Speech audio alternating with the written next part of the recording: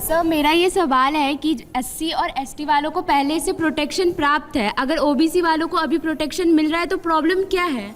आमू साहब जवाब दीजिए। एससी एसटी वालों को तो प्रोटेक्शन पहले से था, ओबीसी को भी इस दायरे में लाया जा रहा है। प्रोटेक्शन वाले वो भी भेदभाव का शिकार। प्रधानमंत्री चाय वाला है, ओबीसी समाज का है। देश का राष्ट्रपति शेड्यूल ट्राइब से प्रोटेक्शन मिल रहा है। आप हमारे भाई हो, बच्चे हो। ओबीसी पहले जनरल कैटेगरी में था, आपको ओबीसी में ले लिया, कोई दिक्कत नहीं है।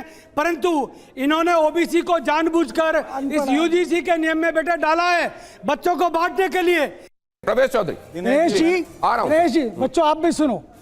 आज से 61 साल पहले हिंदुआ सोदरा सर्वे न हिंदू पतितो भवेद, ये मंत्र इस देश की धरती पे हुआ था। आज 61 साल बाद फिर कहना पड़ रहा है एक मंदिर, एक शमशान और एक कुआं। क्यों कहना पड़ रहा है? क्यों कहना पड़ रहा है? इसलिए कहना पड़ रहा है, सुनिए, अरे सुनना सीखो यार। अरे परवेश, इसलिए कहना पड़ रहा है क्योंकि कैंपस हो या समाज हो, व्यवस्था में कालिक है, दिक्कत है, डिस्क्रिमिनेशन होता है, उत्पीड़न होता है। चाहिए। आप सोचिए, एक समय मोदी को हिंदू हृदय सम्राट कह रहे थे, देश का राजा कह रहे थे, विश्व का राजा कह रहे थे। आज यही लोग क्या कह रहे हैं? तेली तमोली हिंदुत्व के खिलाफ हो, आप हिंदुद्रोही हो, आप देशद्रोही हो, आप रामद्रोही हो, हम लोग आप समरसता के विरोधी हो, अलग से चाहिए, समरसता के विरोधी हो, शमशान अलग से चाहिए, क्योंकि आप कह रहे हो करणी सेना, आपको शमशान अलग से, आपको शमशान अलग से, इन बच्चों के करोगे क्या? इनके मन में जहर पैदा कर रहे हो। एक ओबीसी के व्यक्ति पर एक दिव्यांग कोई करता है तो किस समय कमेटी में जाएगा? वो दोनों उसी के आरक्षित वर्ग के दोनों।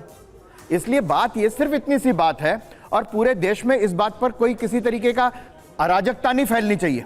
बात सिर्फ इतनी सी है, और जो समझ में आएगी कि अगर कोई झूठी कंप्लेंट करता है, अगर कोई झूठी कंप्लेंट करता है व्यक्तिगत अपना स्कोर सेटल करने के बाद, किसी बात पर झगड़ा हुआ और उसने कहा मैं अभी कंप्लेंट करता हूं जाकर के इसको सभा से, और ऐसे उदाहरण हैं, बहुत सारे उदाहरण हैं, वो उसके लिए क्या इस कमेटी में या इस पूरे संजीव कौशिक, ठीक है, आपके सवाल का जवाब संजीव कौशिक। देखिए, पहले आप लोगों को समझना होगा कि सरकार की नीयत क्या है और उसकी नीति क्या है। सरकार की नीयत यही है कि पिछले 15 सालों से 80% और 20% करके वो सत्ता में रही। अब फिर वही फीसदी की बात कर रही है वो। क्या 20 कौन है? लेकिन मेरी बात सुनिए। अब वो हम लोग 20%, जो सरकार ये कहती थी कि जो बटेंगे वो कटेंगे, अब खानों में बांटने का प्रयास कर रही है। मेरा ये सवाल है कि जो आप बात बोल रहे हैं कि जनरल कास्ट वालों का ये मानना है कि उनके बाप दादा की जो गलती हुई थी उनको क्यों भुगतना पड़ रहा है, पर जो एससी एसटी ओबीसी और अदर कास्ट है उनके तो बाप दादा के जमाने से हम भुगतते हुए आ रहे हैं। आप पहले जब वोट करने के लिए आते हो, आप तो डिस्क्रिमिनेशन की बात करते हो कि सब इक्वल होने चाहिए। अब जब सबको इक्वल किया जा रहा है तो उसमें गलती क्या है? मैं एक बात सर, मैं आप ही के पास लेके आऊंगा, लेकिन मैं एक बात जानना चाहता हूं। अगर एक पर्टिकुलर मामले में कहा जाता है कि गलतियां बाबर की थी, जुम्मन का घर फिर क्यों जले, अगर यह कहा जाता है तो किसी की गलती अगर पहले रही होगी तो आज की पीढ़ियों को उसको भुगतान क्यों होना चाहिए, ये मानते हुए कि पहले ये हुआ था तो आज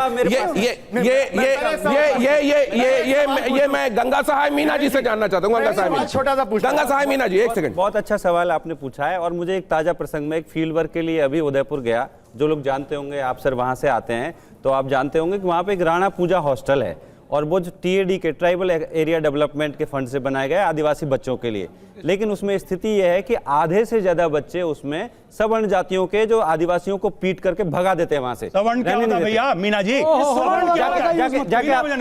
ऊंची जातियों के जो आदिवासी, आप जाकर के देखिए, और ये बच्चों ने लिखित रूप से शिकायत दी है, स्थानीय प्रशासन को शिकायत दी है, स्थानीय सांसद को शिकायत दी है। आप जाकर के राणा पूजा हॉस्टल को देख लीजिए सर। उन बच्चों को इस कानून की जरूरत है, ये कानून उनको बचाएगा।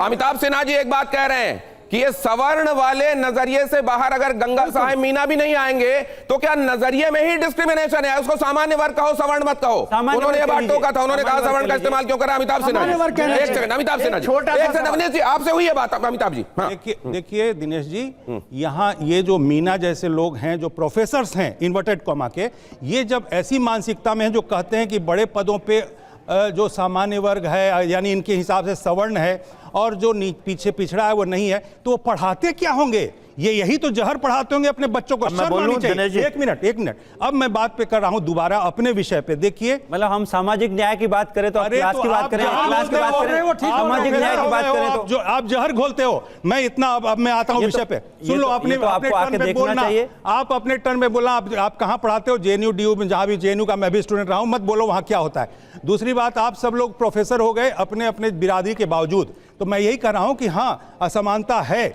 लेकिन जैसा अभी कहा कि बाबर ने किया तो जुम्मन का घर क्यों जले, तो 1000 साल से मुसलमानों ने अत्याचार किया, तो आज तो पूरा हिंदू समाज नहीं कर रहा है कि मुझे आप बचाव करो। लेकिन इतना, सुन लो, 1 मिनट धैर्य रखो। मेरा इतना ही कहना है, इतना ही। तो अभी की बात बता रहा हूँ, राणा पूजा हॉस्टल अभी है, इसी साल का सर्वे है, इसी साल का सर्वे है। यार प्रोफेसर सुन लो, यदि ये 2012 के कानून के हिसाब से जो प्रोविजन था, आप कर सकते थे कंप्लेंट। अब क्यों उस समय क्यों नहीं हुआ, अब क्यों होगा? इसमें फर्क क्या है? दूसरी बात, मैंने जो कहा कि यदि दंडात्मक कार्यवाही का प्रावधान रखने के बावजूद पहले नहीं हुआ तो अब हटाने से क्या होगा? और लास्ट में यही कहना चाहता हूं कि देखो, ऐसी सिचुएशन में यदि आप तोड़ने की व्यवस्था करोगे तो बहुत नुकसान हो जाएगा हिंदू समाज का। तोड़ने की व्यवस्था मत करो, वरना बड़ा नुकसान हो जाएगा। अब सवाल यह है, अपनी जेएसी, नहीं, मैं एक बात समझना चाहता हूं। अरे सर, बड़ी बात यह है, अपनी जेएसी के पास अगर अमिताभ जी ये कह रहे हैं तो अपनी जेएसी, एक बात मैं आपसे जानना चाहता हूं, आ रहा हूं सूरजपाल जी, इसके बाद फौरन बाद आपके पास आऊंगा, कि ये एक है तो सेफ है कहने वाली सरकार कैसे कर सकती है अगर ये तोड़ने वाली बात है तो? दिनेश जी, मैं बाकी किसी भी उसमें नहीं जाऊंगा। मैं यहां सब जो आप लोग बैठे हैं सिर्फ इस कमेटी के लिए नहीं।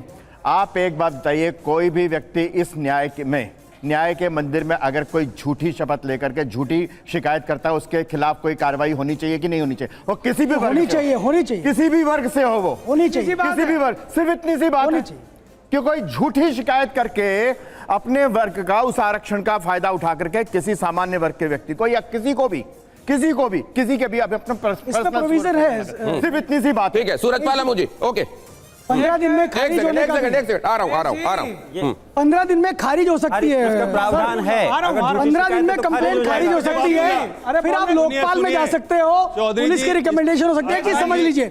देखिए कंफ्यूजन क्या है, इस पे मेरा जवाब ये जो आया है, इसमें आप समझ लेना एक चीज की भ्रम क्या है। ये कोई निगरानी करने वाले नहीं है आप लोगों की, ठीक है? ना कोई सजा देने की इसके पास उसके पास कोई अधिकार है। तो ये केवल और केवल उसकी जांच करेगा। जांच करने के बाद, दिनेश जी एक मिनट, आपकी बात की, आप जो कह रहे हैं ना सर, आप उसको चैलेंज करिए और दूसरा भी चैलेंज कर सकता है। प्रवेश जी, आप इसको थोड़ा और बता दीजिए। एक सेकंड, सूरजपाल मुझे एक सेकंड, एक बात बताइए प्रवेश जी, इसका जो नियम 8वां है और 8C वो क्या कहता है कि आखिरकार ये पुलिस को रेफर किया जाएगा? तो एक बात बताइए, अगर तो पुलिस को नहीं तो फिर ये क्या पोस्टमैन बनने के लिए बनाया गया? एक दूसरा मुझे ये बताइए कि पुलिस को ही जाना है तो SC/ST अधिनियम 1989 से था। और तीसरा, ये जो छात्र हैं सर, ये क्या कोर्ट कचहरी मुकदमेबाजी करते घूमेंगे? मैं बता रहा हूं, आप कोर्ट में जाओ बेटा। देखिए बेटा, सुनिए, नौकरी मत करो, आप सब बच्चियां हैं, आपके को एक राइट मिला हुआ ICC का। ICC में अगर कोई फॉल्स कंप्लेंट देता है, 10-12 दिन में उसकी इंक्वायरी होती है और उसके बाद जो फॉल्स कंप्लेंट होती है वो निरस्त हो जाती है। इसमें भी ये प्रोविजन है। एक चीज, दूसरी चीज, अगर आप जो अपील करने वाला है वो सेटिस्फाइड नहीं होता, ठीक है, लेकिन उसको समझाते हैं, कोशिश करते हैं ना कंप्लीट हो, क्योंकि कमेटी जो है वो मैक्सिमम केसेस में ऐसा होता है कि कमेटी ऑलरेडी उसको सॉल्व, मैं खुद मेंबर रहा हूं इसलिए बता रहा हूं, वो सॉल्व कर देती है, इसलिए डरने की जरूरत नहीं है। फिर भी अगर आपको अपील में जाना, लोकपाल है आपके पास, पुलिस है आपके पास, मतलब अगर जनरल कैटेगरी का बच्चा फॉल्सली इंप्लीकेट किया जाता सर, आप सब लोग हैं, आप सब समझिए। और सबसे पहले ये 4-5 मतलब जनरल कैटेगरी का बच्चा पढ़ेंगे, आपको समझ में आएगा कि सरकार की मंशा क्या है। सर, जनरल कैटेगरी का बच्चा अगर फॉल्सली इंप्लीकेट किया जाएगा तो फिर वो अदालतबाजी करता घूमे, पढ़ाई लिखाई छोड़कर अदालतबाजी करे।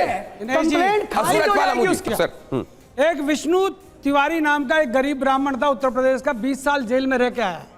जेल में गया वो जो SC/ST एक्ट है उसके तहत, उसके माँ बाप मर गए 20 साल में, उसके 2 भाई मर गए और उसके जो सजा हुई पता क्या हुई? वो बेकसूर जेल से बाहर आ गया।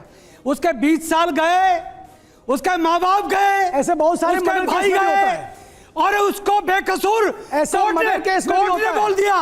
वो व्यक्ति कहाँ जाए? और भी केसेस, वो व्यक्ति कहाँ जाए? ये प्रोफेसर आपको समझा रहे हैं। अरे प्रोफेसर साहब, कोई मर्डर के लिए समझाओ, जो क्षत्रियवाद से आजादी मांगते हैं, जो ब्राह्मणवाद से आजादी मांगते हैं, जो आतंकवाद से, अरे कमाल करते हो। कानून का दुरुपयोग होता है, मैं नहीं कहता नहीं होता। इसीलिए तो कह रहे हैं। दलितों का अपमान, ये कहते हैं हजारों साल इनके ऊपर जुल्म हुए। वो बाबर वाली बात के परवेज में समझते हैं, बाबर ने गलती की तो घर किसका, जुम्मन का जले। नहीं, मैंने और परवेज ने बहुत राजनीति करी इस प्रकार की, परंतु जिन्होंने जुल्म किए उनको सजा मिलनी चाहिए। परंतु जुल्म का मतलब ये नहीं है कि तुम बच्चों के भविष्य को खराब कर दो।